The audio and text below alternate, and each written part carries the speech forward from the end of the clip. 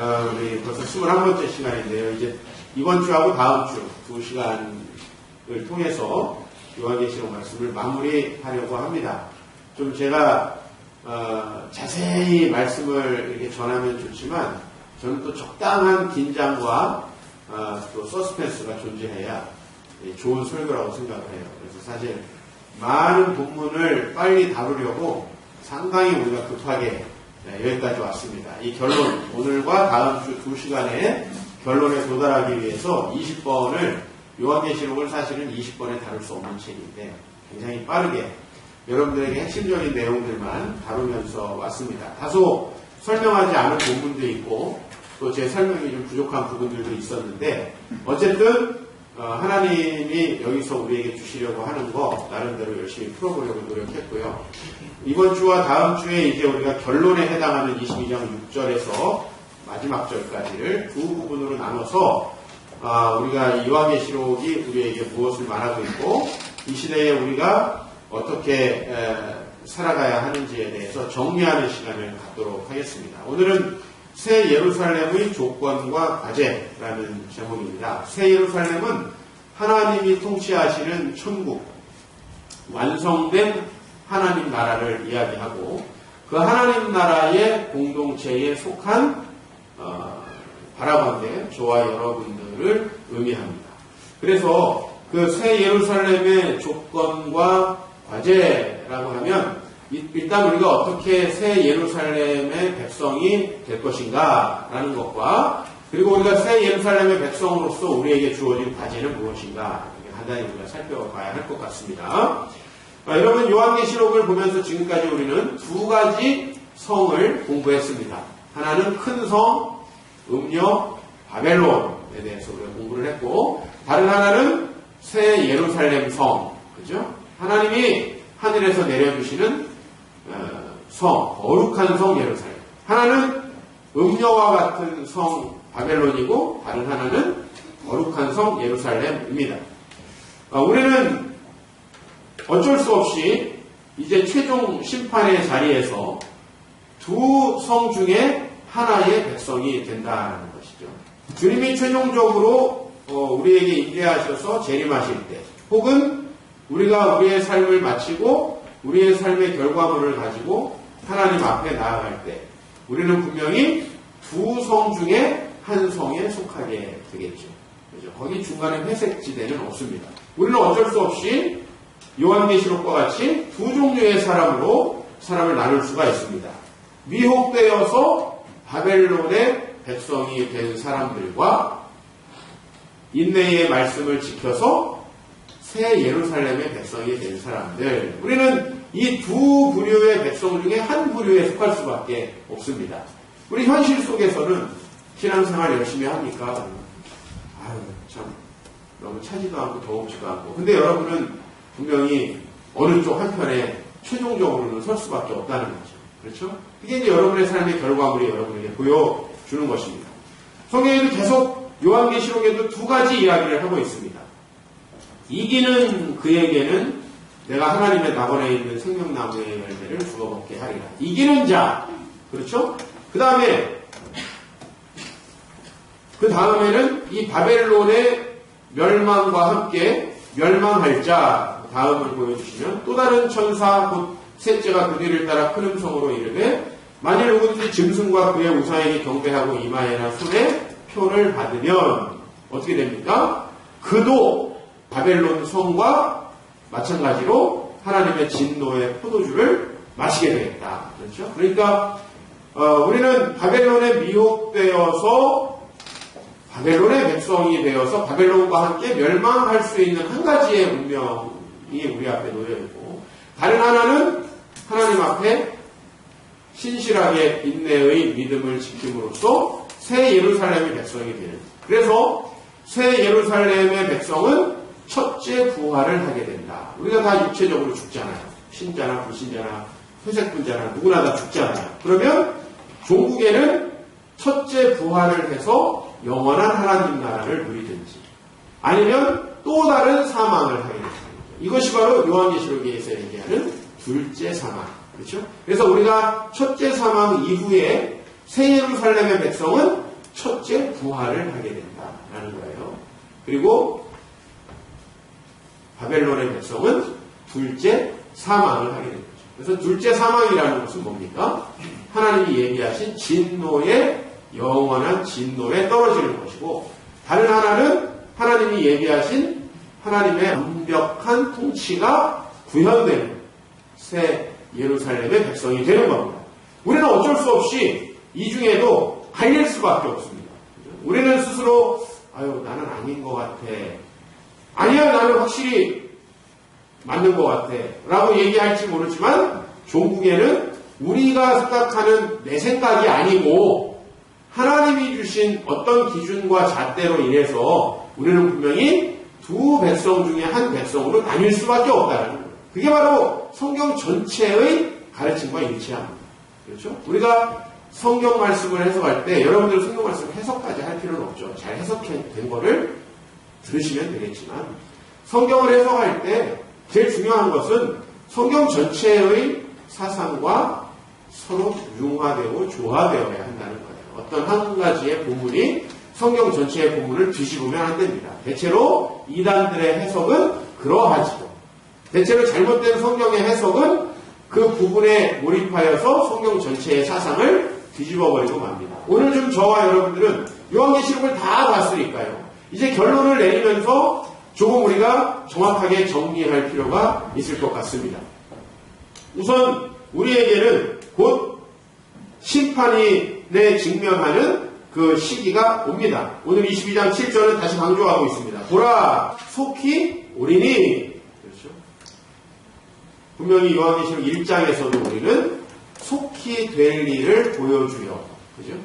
하나님께서 요한에게 이 말씀을 주셨다라고 얘기하고 있고, 결론에도 거의 비슷한 얘기를 똑같이 하고 있어요. 우리가 요한계시록 1장에서 보았던 이야기를 거의 똑같이 하고 있습니다. 그러므로 이 말씀을 볼 때 우리에게는 속히 최종적인 심판의 자리에 서게 될 때가 온다라는 것이죠. 이것이 바로 종말의 임박성이라고 하는 거예요. 종말은 우리에게 임박해 있다라고 하는 겁니다. 그러므로 이제 우리가 인생의 끝에 바벨론의 유혹과 더불어 멸망하든지 인내하며 믿음을 지켜 새 예루살렘의 백성이 되든지 할 수밖에 없어요. 자, 그렇다면 이 문제에 대해서 누가 새 예루살렘의 백성이 되느냐라고 하는 것에 대해서 우리가 다양한 주장들이 있습니다. 하나는 모든 인류가 예수님이 없이도 그냥 자기의 선행과 양심을 통해서 구원에 이를 수 있다는 보편구원론이 한쪽에 있어요. 보편구원론이에요. 자, 그 다음에 다른 하나는 특별한 지식, 특별한 교리적인 가르침을 확신한 사람들만 새 예루살렘의 백성이 된다. 대표적으로 누굽니까? 신천지, 그리고 구원파, 여호와의 증인, 이런 종교개혁 이후에 나온 여러 이단들은 이렇게 특수하게 뭔가 자기들만의 교리와 깨우침을 받고 자기들만의 공동체에 속해 있어야 새 예루살렘의 백성이 된다라고 하는 아주 특수주의를 가지고 있어요. 그러니까 예수 없이 아주 보편적으로 누구나 구원을 받을 수 있다는 보편 구원론에서부터 예수를 믿는 것만으로 안 되고 자기들과 같이 성경적인 아주 특수한 가르침을 따르고 있어야 된다라고 하는, 마치 1992년에 여러분이 다 경험하셨겠지만 종말론이 있었죠? 휴거. 그 휴거를 기다리는 사람들만 천국에 갈 수 있다. 이게 특수주의. 그래서 여러분들에게 이 다양한 스펙트럼이 놓여 있다는 겁니다. 그러나 우리는 그 어느 중간에서 발을 놓을 수밖에 없다는 거죠. 그렇죠? 하나님은. 왜? 종말에는 분명히 두 부류로 사람을 나눌 수밖에 없고, 요한계시록도 두 부류로 사람을 나누고 있습니다. 먼저 어떤 부류의 사람들이 바벨론의 백성이 됩니까? 오늘 여기 말씀 보니까 지난주에 봤던 본문이죠. 두려워하는 자들과 믿지 아니하는 자들과 흉악한 자들과 살인자들과 음행하는 자들과 점술가들과 우상숭배자들과 거짓말하는 모든 자들은 불과 유황으로 타는 못에 던져지리니 이것이 둘째 사망이라. 제가 얘기했어요. 둘째 사망의 결과는 바벨론과 같이 영원한 형벌을 하는 것이죠. 그 다음에 이기는 자는 그 앞절이에요. 이것들을 상속으로 받으리라. 즉 이것들은 새 예루살렘, 새 하늘과 새 땅, 천국을 이야기하죠. 나는 그의 하나님이 되고 그는 내 아들이 될 것이다. 즉 두 부류로 분명히 나누고 있다는 거예요. 우리는 전통적으로 어떻게 배웠냐면 예수를 믿는 사람, 그죠? 예수님을 쉽게 말하면 영접한 사람은 어떻게 되고 천국에 가고 예수를 영접하지 않는 사람은 지옥에 간다 이렇게 배웠어요. 이걸 아주 간단하게 적어가지고 지하철에 나간 사람들의 피켓을 여러분 많이 보셨죠. 그죠? 그러나 이 피켓은 사실 기독교 진리를 다 담기는 좀 어렵습니다. 그 말씀과 오늘 요한계시록의 말씀은 좀 틀려요. 왜?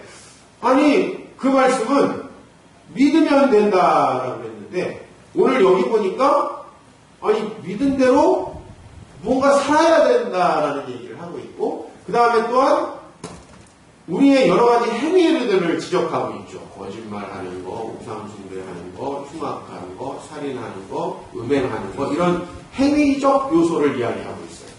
그렇죠. 이것이 어떻게 병립할 수 있느냐, 이게 어떻게 양립할 수 있느냐, 그것이 이제 우리가 풀어야 되는 숙제입니다. 그래서 이제 분명히 이 두 가지로 나뉘어지고 분명히 오늘 이 지난번의 말씀뿐만 아니라 우리가 오늘 말씀에서도 여전히 동일한 걸 볼 수 있어요. 조금 넘어가서 22장 12절에서 15절 말씀을 오늘 본문이에요. 22장 12절에서 15절 말씀 같이 공동하면 좋겠습니다. 보라 내가 속히 오리니 내가 줄 상이 내게 있어 각 사람에게 그가 행한 대로 갚아주었습니다. 자, 여기 보세요. 주님이 오신다는 건 우리가 알고 있죠? 우리에게 언젠가 심판의 순간이 급박하게 찾아온다는 거 알고 있죠? 그때 뭐가 있어요? 상이 있어요. 이 상은 바로 뭐예요? 새 예루살렘의 백성이 되는 거예요. 여기에 있는 상은 분명히 하나님이 주시는 하나님 나라의 백성이 되는 것입니다.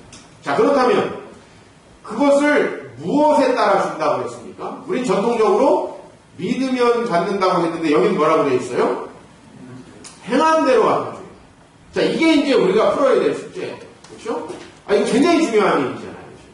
심판대 앞에서 믿기만 하면 통과 이렇게 할 줄 알았는데 행한 대로는 뭐야?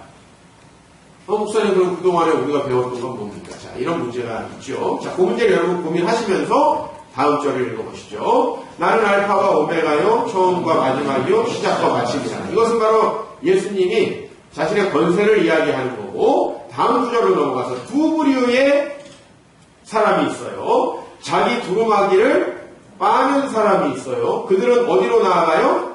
생명나무로 나아가요. 생명나무 어디서 보셨습니까? 지난주에 보니까 생명수에 강이 흐르고 그 강이 흐르는 곳에 뭐가 자라나요?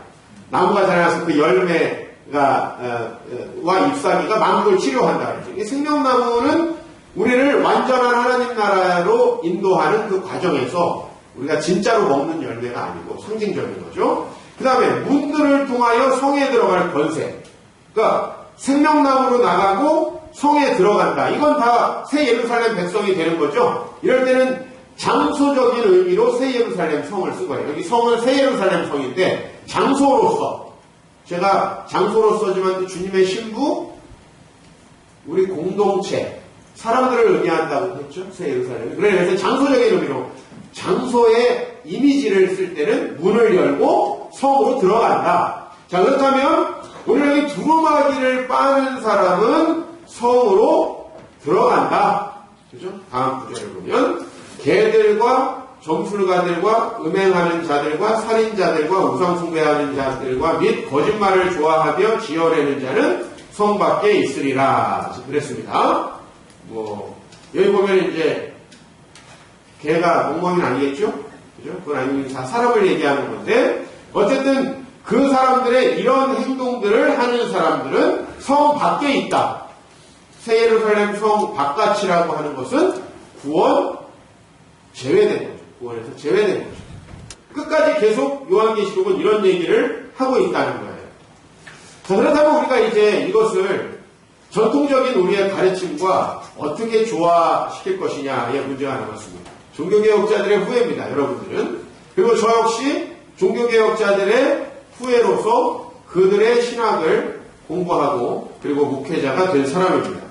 종교개혁자의 두 큰 축이 있습니다. 한 사람은 마틴 루터라는 독일 사람이고 다른 한 사람은 프랑스 태생의 스위스에서 활동을 한 칼빈이라는 사람이죠. 칼빈이라고 우리가 보통 얘기하는. 자, 그렇다면 우리가 루터와 칼빈의 가르침 중에서 우리가 이 요한계시록을 정리하면서 좀 생각해 봐야 될 문제 두 가지를 제가 먼저 이야기를 좀 하겠습니다. 먼저 종교개혁자 루터가 우리에게 전해준 가장 중요한 교리적 수학. 이것은 뭐냐면 이신칭의라는 거예요. 이신칭의는 뭡니까? 한번 따라해 보십시다. 믿음으로 의롭다함을 얻는다. 네, 그러니까 이 이신칭의는 믿음으로 구원을 받는다. 이런 뜻이에요. 자, 그렇다면 이 말은 무슨 의미냐?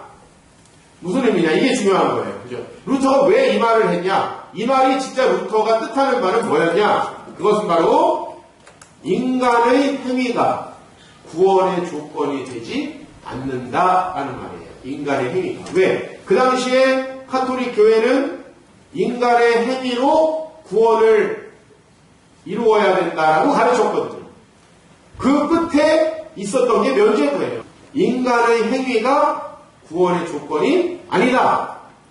그런데 이 말을 우리는 어떻게 오해를 하고 지금까지 살았냐면 믿기만 하면 된다라고 이렇게 오해를 하고 살았습니다. 여러분 세상에 믿기만 한다는 게 있습니까? 난 당신 믿어. 그리고 행동으로는 계속 뒷조사를 해. 이게 어디 있어요? 믿기만 하면 된다며. 여러분 이런 유령과 같은 신앙, 이건 사람이 믿는 신앙은 아니에요. 이건 무슨 얘기냐면 믿기만 하면 된다라는 말은 어떤 의미냐면 내 인지 체계 속에서 그 사실을 내가 받아들인다 이런 의미가 있어요. 그냥 내가 인지적으로 예수께서 옛날에 오셨지, 그리고 우리를 위해 죽으셨고 하늘에 계시겠지, 언젠가 오시겠지. 이거를 그냥 내가 오케이, 난 믿어요. 영접도 오케이 하죠. 우리 이걸로 다 생각을 했어요. 그러나 이 사람 중에 가짜가 굉장히 많이 있습니다. 루터는 전혀 그런 의도가 아니었습니다. 그 당시에 이 중세의 목회자들은 하나님의 사랑과 하나님이 우리의 부족함에도 불구하고 우리를 구원해 주신다는 사상을 가르치지 않았습니다. 놀라운 건 여러분들이 지금 듣고 있는 하나님의 사랑 예수 그리스도의 복음 이런 설교를 거의 중세시대의 목회자들은 하지 않았다는 거예요. 그리고 무슨 설교들을 했냐면 죄를 지었을 때 얼마나 참혹한 고통을 당하는지, 그리고 그렇게 해서 지옥에 간 사람들 얼마나 고통을 당하는지, 연옥에 가면 얼마나 많이 뺑뺑이를 도는지 그런 것들을 설교했어요. 그러니까 항상 사람들은 신실하게 살아가려고 하다가도 너무너무나 두려움에 사로잡히곤 했다. 두려움에 사로잡혔어요. 이것은 정말 우리가 복음을 오해한 겁니다. 믿기만 하면 구원받는다. 이런 말 자체가 없어요. 성립되지 않는 말이에요. 왜? 우리는요, 영혼과 육체가 하나로 결합되어 있는 존재예요. 내가 머리로만 믿고 몸은 따로 놀 수는 없는 거라는 거죠. 그거는 우리의 인간론 자체가 잘못된 거예요. 우리 인간을 유령처럼 분리시키는 거예요. 이상하게. 우리 가끔 그런 얘기 하죠. 가끔 정신은 안드로메다에 갔었다고. 몸은 여기 있는. 우스갯소리. 진짜 그렇다면 어떻겠어요? 진짜 그렇다면. 정신은 천국에 있는데 내 몸은 쓰레기 같은 삶을 살고 있다. 이거 어떻게 가능합니까? 그거 불가능한 거예요. 자, 그래서 오늘 만약에 우리가 믿기만 하면 구원을 받는다라고 이렇게 가르친다면 요한은 왜 이렇게 요한의 독자들에게 경고하고 있느냐는 거예요. 바벨론의 미혹에 넘어가면 안 된다고 왜 이렇게 이야기하고 있는 거예요. 자, 에베소 교회, 두아디라, 버가모, 서머나, 사데, 빌라델비아, 라오디게아 이 교회들에 편지할 때도 당신들은 예수 믿는 사람들이니까, 교회에 다니는 사람들이니까 하나님의 구원이 보장됐다, 내지는 지금처럼 살아도 된다, 내지는 어떻게 살든지 간에 하나님의 은혜로 보호하실 것이다. 왜 이렇게 설교하지 않습니까? 회개하라. 그렇지 않으면 내가 내 입의 검으로 너와 맞서도 싸울 것이다. 왜 이렇게 이야기를 합니까? 그리고 반대로 이기는 자는, 이 약속 우리가 살펴봤잖아요. 이기는 자는, 이게 7교회에 같이 나오죠. 항상. 왜 이기는 자에게 주시는 약속을 따로 이야기합니까? 제가 어제 KTX를 탔는데 표만 끊어놓으면 그 다음에는 내가 열차가 준비됐는지 뭐 했는지 준비할 필요가 전혀 없죠. 그죠? 그냥 끊어놨으니까 가서 타면 돼요. 마치 우리가 하나님 나라를 이렇게 이해하고 있어요. 이건 성경에 존재하지 않는 교리적 이해입니다.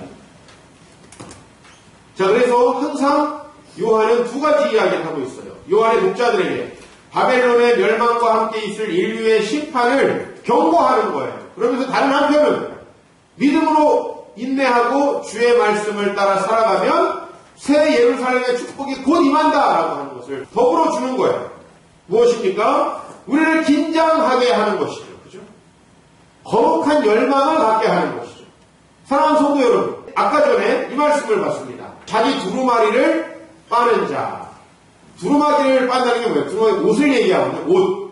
옷을 빤다는 건 무슨 얘기를 하는 거예요? 사실은 옷은 요한계시록에서 계속 삶을 얘기합니다. 삶을 다시 빠는 거예요. 한 주 동안 더러워졌어요. 그래요. 지금까지 내가 40년, 50년을 살면서 아직도 더러운 삶이 나에게 남아있어요. 그러나 여전히 빤다는 건 뭘 의미하는 거예요? 그것은 여전히 내가 거룩한 열망을 가지고 주님의 주권을 인정하는 삶으로 나아가려고 한다는 거예요. 그 자체가 생명나무의 나아가는 들을 통해 성에 들어갈 권세를 보증하고 있습니다. 즉 거룩한 열망, 하나님 나라에 대한 거룩한 열망 여러분에게 있습니까? 완전한 삶을 얘기하는 게 아니에요. 거짓말 한 번도 안 하고, 음행 한 번도 안 하고, 간음 한 번도 안 하고, 도둑질 한 번도 안 하고, 우상숭배적 요소를 한 번도 안 한 사람이 천국에 간다 아닙니다. 우리의 삶의 결과로서 그렇게 우리에게 하나님 나라를 열망하는 삶이 나타났느냐라는 것이죠. 오늘 저는 여러분들이 주중에 있었던 어느 한 가지 죄 때문에 내가 잘못됐구나. 나는 바벨론과 함께 멸망하겠구나. 이렇게 생각하라는 게 아닙니다. 우리가 하나님 앞에 나아갈 때는 개별적인 한 가지 사건들을 가지고 나아가는 게 아니고 우리 삶의 총합을 가지고 나아가겠죠. 여러분의 삶의 전체적인 경향이 어땠는지를 가지고 나아가겠죠. 그렇게 나아갈 때 여러분은 과연 두루마기를 빠는 사람이었느냐라는 것이죠. 거룩한 열망을 가지고 하나님 앞에 또다시 나오고 또다시 나오려고 했느냐는 거죠. 항상 요한계시록은 천국에 갈 자와 그렇지 못할 자를 동시에 대비해서 설명하면서 우리에게 메시지를 주고 있는데 모두 지금 심판에 이를 것 같은 삶을 살고 있는 사람도 구원에 나는 확실히 구원받을 수 있어 라고 확신하는 사람도 모두 하나님 앞에서 거룩한 열망을 가지고 거룩한 긴장을 하면서 살아갈 것을 요청하는 거예요. 그게 재림이 우리에게 요청하는 거예요. 야, 너는 심판 받아서 끝났어. 너는 보장돼 있으니까 안심해. 이 얘기를 하는 게 아니죠. 요한은 그 모든 대상에게 아직도 기회가 있고 우리는 지금 이렇게 살면 안 되고 하나님 나라의 열망을 가지고 두루마기를 빠는 삶을 살아야 한다는 걸 계속해서 이야기합니다. 그래서 주님의 신부 새 예루살렘으로서 영원한 천국을 계속 준비하게 하기 위해 모든 두려움으로 주님의 재림을 준비하게끔 하기 위해서 요한이 이 책을 쓰고 있어요. 아직 어떻게 정확히 가릴 수 있는지에 대해서는 얘기 못해요. 그렇죠? 왜? 우리가 믿음으로 구원을 받습니다. 맞습니다. 예수 그리스도를 믿음으로 구원을 받습니다. 그러나 요한은 여전히 당신들의 믿음이 진짜냐라고 묻고 있고 그리고 믿음은 무엇을 통해서 보여진다. 우리의 거룩한 삶을 통해서 보여진다라는 걸 얘기하고 있는 거예요. 그래서 요한계시록은 믿는 사람은 통과, 안 믿는 사람은 안 통과 이렇게 얘기하지 않죠. 그렇죠? 뭐라고 얘기합니까?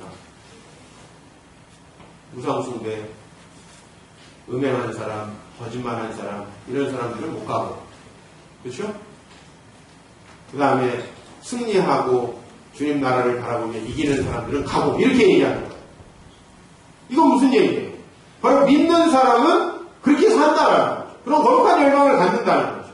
결코 완벽한 도덕주의를 요청하는 것이 아닙니다. 그럴 수도 없고요. 그래서 여러분들은 오늘 그 거룩한 긴장 속에 있으면 좋겠어요.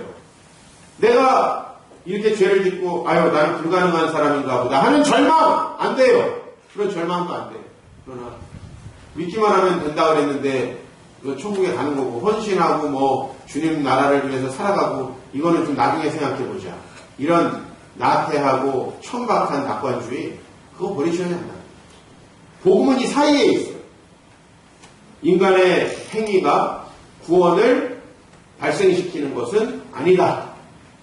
우리는 하나님의 은혜로 구원을 받는다. 그러나 우리의 삶은 우리의 구원과 무관하지 않다. 우리의 삶은 우리의 구원을 입증하고 우리가 새 예루살렘의 백성이라는 것을 보여주고 있다. 이것이 바로 건전한 교리라고 할 수 있습니다. 다른 하나 종교개혁자 칼빈의 가르침을 후대가 칼빈의 5대 교리로 정리를 했는데 성도의 견인이라는 거예요. 들어보셨습니까? 성도의 견인. 견인 가끔 당하시잖아요. 이렇게 이해하기 쉬운데 견인하면은 하나님의 레카차를 보내가지고 여러분들을 끌고 가는, 그죠? 이렇게 우리가 보통 이해를 합니다. 그래서 성도의 견인 교리는 사실은 굉장히 아름다운 교리인데 이 교회 안에 잘못된 나태함을 엄청나게 심어줬습니다. 근데 성도의 견인 교리는 원래 견인이라고 번역되어서는 안 됩니다. 이것은 perseverance of the saints, 즉 성도의 인내 교리입니다. 성도의 인내 교리. 성도들이 믿음을 지키고 인내하는 과정 속에 있을 때 하나님이 도우신다는 교리예요. 그러니까 하나님은 내버려 두시고 잘하나 안 하나 보고서는 나중에 잘 안 하는 놈은 확 보내버리고 잘하는 놈만 데려가겠다. 이게 아니라는 거예요. 똑바로 살아야 구원받는 겁니까? 그러기에는 나는 너무나 부족한데 나는 여전히 물질의 욕심, 여전히 이성의 유혹, 여전히 나는 이 세상의 쾌락과 즐거움을 향한 열망들을 버리기가 힘든데 그런 내 자신을 그냥 내버려 두신다면 내가 어떻게 삶으로 내 구원을 입증할 수 있습니까? 이렇게 좀 퀘스천이 생기지 않아요? 내 삶으로 내가 어떻게 내 구원을 입증합니까? 그럴 때 칼빈 선생님이 얘기하신 거는 뭐냐면 당신들이 거룩한 열망을 가지고 인내하며 믿음을 지키려고 할 때 분명 당신들은 힘들고 쓰러진다. 우리가 아까 찬양했죠. 광야에 대해서 이야기했습니다. 그죠? 쓰러지고 넘어지고 힘들 수밖에 없는, 내 스스로는 버텨낼 수 없는 이스라엘 백성이 실제로 광야에 다닐 때 먹을 것을 스스로 구할 수 없었죠. 그렇죠? 그래서 하나님이 그래도 극기 훈련이야. 병만족 처럼 해봐. 끝까지 살아남아서 오는 놈은 천국이요. 이렇게 얘기합니까? 아니에요. 만나와 매출하게 베풀어 주십니다. 할렐루야. 뭐냐면 성도의 견인 교리는 여러분들을 레카차로 끌고 간다는 교리가 아니랍니다. 여러분들이 거룩한 열망을 가지고 주님 앞에 나아올 때 주님은 우리의 더러움을 씻으시고 우리의 문제를 치료하시고 우리를 더 거룩한 주님의 백성으로 변화될 수 있도록 도우신다, 인도하신다. 무슨 얘기입니까? 여러분의 삶으로 하나님 앞에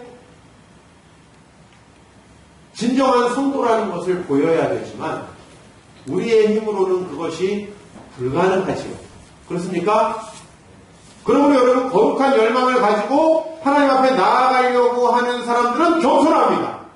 왜죠? 내가 안 된다는 것을 알게 되기 때문에. 내가 안 되는 걸 경험하기 때문에 겸손해질 때 하나님은 우리에게 내가 너를 포기하지 않고 너의 그 거룩한 열망을 채워줄 것이다. 오늘 제가 여러분에게 요청하는 건 뭐냐면 그 거룩한 열망이에요. 두루마기를 빨면서 살겠다라는 그 열망이에요. 그 열망이 있으면 하나님께서 그 열망을 도우시고 인도하신다. 그러므로 우리는 계속된 긴장 속에 살아야 합니다. 잘못된 이신층의 교리에 빠져가지고 내가 어떻게 하든 뭐 구원받은 거는 확실한데 뭐 삶이야 뭐 나중에 알아서 하는 것이지 라고 하는 이런 정말 경건하지 못한 낙관주의 그거 버리고 여러분은 오로지 행위가 아니라 하나님의 은혜로 구원을 받는다라고 하는 경건한 토대 위에서 여러분이 인내하며 믿음을 따라 살아가려고 이 바벨론 성에서 정말 인내하면서 짐승의 표를 받지 않고 거룩하게 살아가려는 그 욕망들을 가지고 있을 때, 그 열망들을 가지고 있을 때 하나님께서 우리를 지지하고 도우실 것이다. 하나님 반드시 여러분을 돕고 여러분이 그렇게 거룩한 삶으로 나아갈 수 있도록 복을 주실 것이다. 결코 광야에다가 떨어뜨려 놓고 서바이벌 하는 사람만 천국에 데려간다 이게 아니라 내가 너를 구원했다. 그러니 거룩한 열망을 가져라. 그 거룩한 열망을 따라 살아갈 때 나는 너희들을 도울 것이다. 끝까지 포기하지 않을 것이다. 그 평온한 긴장이죠. 그러니까 놔버리고 퍼지는 것도 아니고 그렇다고 해서 이렇게 되지 않으면 나는 하나님이 날 버리실 거야. 이것도 아니에요. 이걸 가정으로 좀 비유해 봅시다. 우리 이제 교회를 여성으로 비유했으니까 여성으로 한번 비유해 봅시다. 결혼하기 전까지는 세마포 입을 때까지는 엄청 자신을 가꾸고 아름답게 조금이라도 더 이렇게 아름답게 보일 수 있도록 수고하다가 결혼했는데 우리 남편이 날 버리겠냐? 네? 떡 쪄가지고 막 네?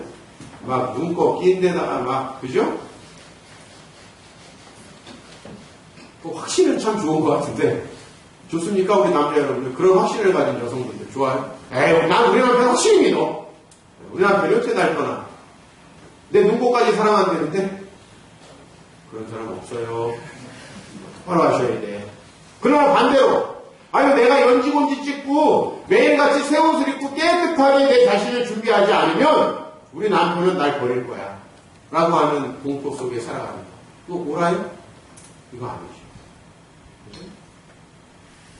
우리 관계라는 게 그렇습니다. 하나님과 우리와의 관계 속에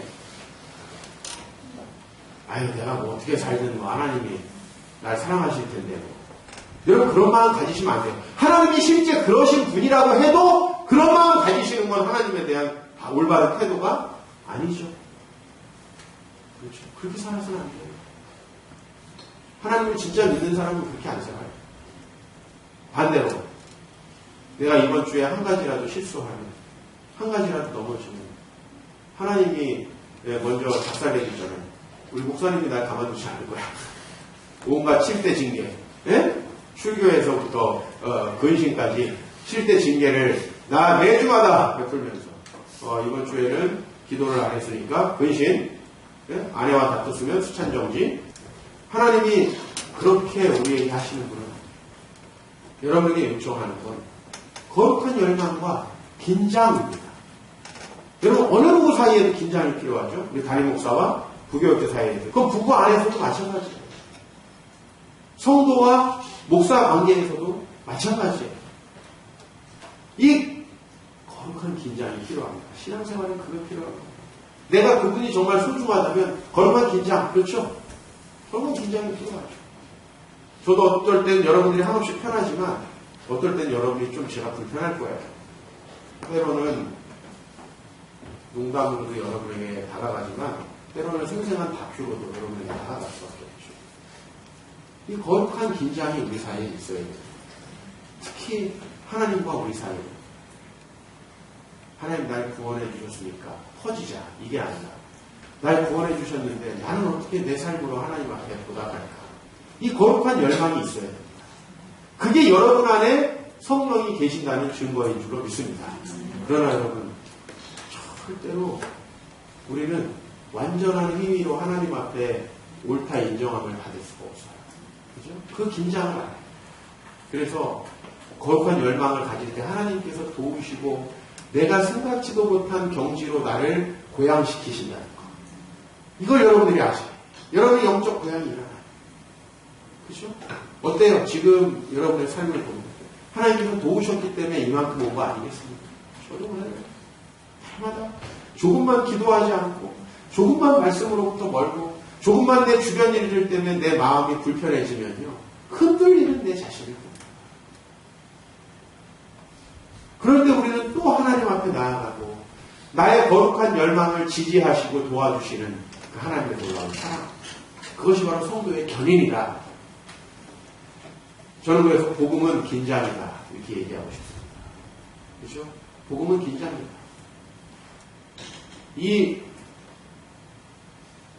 나이 들 때까지 서로에 대해서 좋은 관계를 유지하는 친구들은요, 일종의 긴장이 있어요. 친구라고 함부로 하지 않아요. 그죠? 서로의 책임을 다해요. 목회자와 성도들도 마찬가지예요. 좋을 때는 다 목사님, 뭐 다 할 것 같이 하다가, 이거 아니에요. 평화한 긴장. 그게 있어야 되는 거예요. 그게 아름다운 관계를 유지해요. 신앙이라는 건 그래서 하나님이 날 구원해 주셨다는 확신과 그 하나님께 내가 항상 두루마기를 빠는 모습으로 내 삶을 통해서 주님께 나아가야 한다라고 하는 그 거룩한 긴장이 우리 안에 있어야 되는 줄로 믿습니다. 그러므로 저는 여러분들에게 추상적인 믿음이 있는지 없는지 잘 모르지만 항상 요한계시록은 우리의 삶을 겨냥하고 있다는 거예요. 내가 속히 오리니 내가 줄 상이 내게 있어 각 사람에게 그가 뭐한 대로 행한 대로 갚아주세요. 항상 우리의 행함을 겨냥하고 있어요. 그러니까 성경은 두 개예요. 우리의 믿음을 겨냥하기도 하고 우리의 행함을 겨냥하기도 해요. 왜? 이 두 개가 같은 거거든요. 아시겠습니까? 우리에게 믿음이 계속 존재하죠. 여러분의 믿음, 처음에 예수님을 딱 믿은 순간에만 믿고 이게 유지되지 않습니까? 믿음이 계속 유지되죠. 그러므로 동시에 우리는 그때서부터 우리의 경건한 열망도 계속해서 유지가 되는 거예요. 우리의 믿음만큼 유지가 됐습니다. 바로 이것이 하나님께서 우리를 구원하실 때 우리에게 증거가 되는 것입니다. 사랑하는 성도 여러분, 요한계시록은 우리에게 긴장하게 하고 있어요. 하나님과의 관계를 회복시키고 있습니다. 이미 여러분이 하나님의 신부라고, 혹시 나는 이미 천국에 갔다고, 나는 이미 모태신앙이라고, 나는 교회에서 할 만큼 한다고 여러분의 신앙을 조금이라도 자부하거나 여러분의 신앙을 조금이라도 자랑하거나 이 정도면 되겠지 하는 천박한 낙관주의를 가지고 계신다면 오늘 여러분 거룩한 긴장으로 바꾸시길 축복합니다. 그러나 여러분 안에 혹시 여러분 지난주, 지지난주, 최근 1년, 최근 몇 년, 아니 내 전 삶을 통해서 봤을 때 나는 정말 하나님 앞에 들어갈 수 없는 거짓말하는 자들과 음행하는 자들과 우상숭배하는 자들과 살인하는 자들과 흉악한 행동을 하는 자들, 그런 자들과 내가 멀지 않게 살았구나 라는 걸 혹시 느끼시는 분들, 절망하시는 것은 하나님이 원하시는 것이 아닙니다. 하나님은 오늘 여러분들에게 거룩한 열망을 또한 불러일으켜 주시기 위해서 이 말씀을 주신다고 믿습니다. 그러므로 내가 내 삶이 아무리 힘들고 어려워도 나를 받아주시고 나를 도와주시고 나를 끝까지 인도하실 그분에게 내 삶을 가지고 나아가야 합니다. 그 거룩한 열망들을 가지고 있는 한 여러분들은 하나님 나라에서 안전하게 예루살렘 성의 성도가 되리라 믿습니다.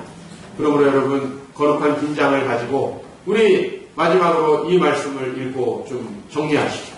너는 장차 받을 고난을 두려워하지 말라. 볼지어다 마귀가 장차 너희 가운데에서 몇 사람을 오게 던져 시험을 받게 하리니 너희가 10일 동안 환난을 받으리라. 그러나 죽을 때까지 신실하라. 죽도록 순종하라. 그리하면 내가 생명의 관을 내게 주리라. 끝까지 여러분 하나님 앞에서 거룩한 긴장을 놓지 말고 정말 하나님이 주시는 그 약속을 우리가 손에 쥘 때까지 우리는 그 하나님 앞에서 우리의 삶을 아름답게 하나님 앞에 올려드리는 그런 성도 되시길 축복합니다.